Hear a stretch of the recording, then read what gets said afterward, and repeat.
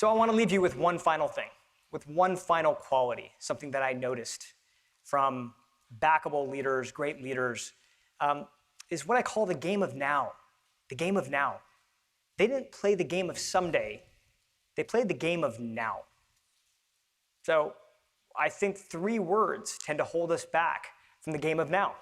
And those 3 words are, I'm not ready. I'm not ready to run with that idea. I'm not ready to step into that leadership role. I'm not ready to speak my mind.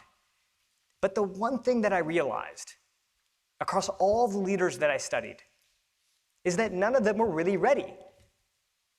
3 friends from design school were not ready to start Airbnb. A fintech executive was not ready to start SpaceX. A 15-year-old from Stockholm, Sweden was not ready to build an environmental movement, and yet today Greta Thunberg is Time Magazine's youngest ever person of the year. There were setbacks, there were mistakes, there were failures along the way, but they played the game of now.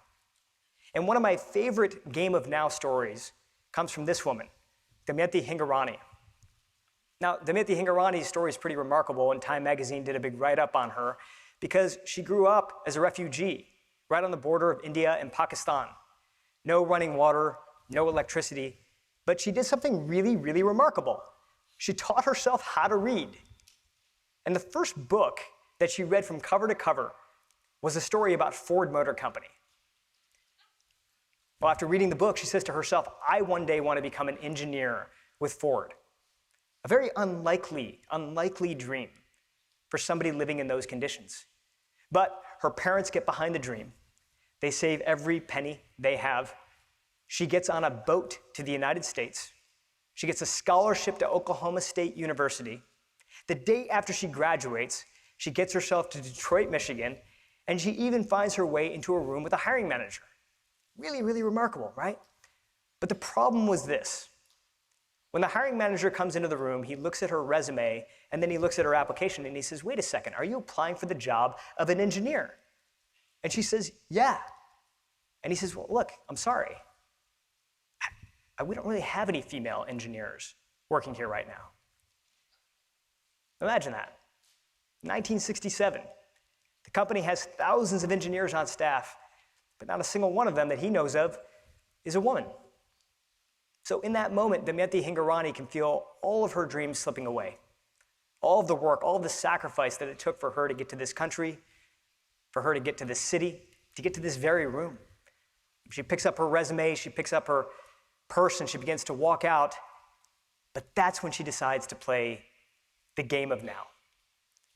She turns around, she looks at the hiring manager, and she flips him from an outsider into an insider. She says, look, you don't have any female engineers on staff, then do yourself a favor and hire me now, because things are changing. So let's change them together. Let's do this together. And it was in this meeting, in that moment, that this hiring manager is so inspired that he decides that he's going to go out and he's going to fight with his bosses.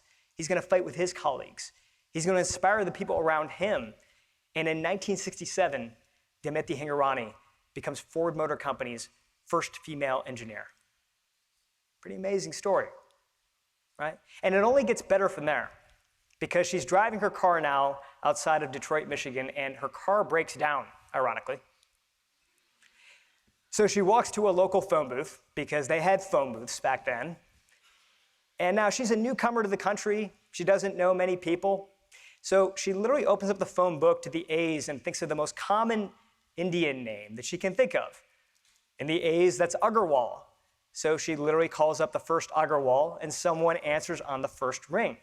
Only it wasn't Mr. Agarwal, it was Mr. Agarwal's roommate, Damayanti Hingorani's future husband and my father.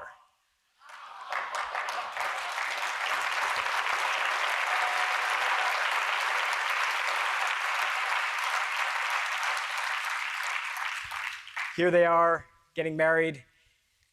Yeah, at a local place in Metro Detroit, a traditional Indian wedding, and they have been married for the past 53 years. In fact, they live in Florida, and they happen to actually be here with us today.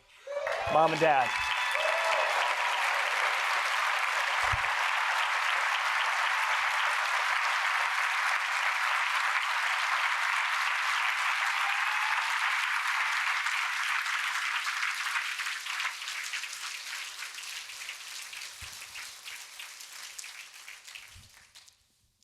they had two sons, my brother Sanjay and me.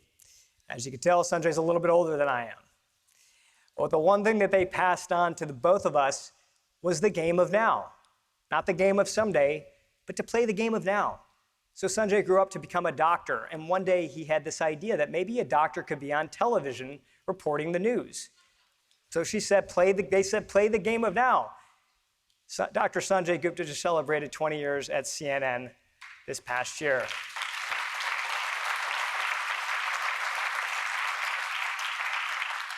Now, I have a mom who's the first female engineer at Ford. I have a brother who is a neurosurgeon and a medical correspondent, and I am the face of failure.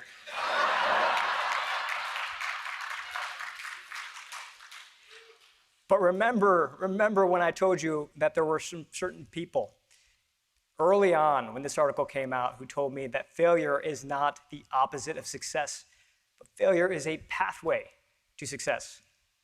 Well, those were my parents. They are my collaborator, they are my coach, they are my cheerleader, and yes, they are my cheddar.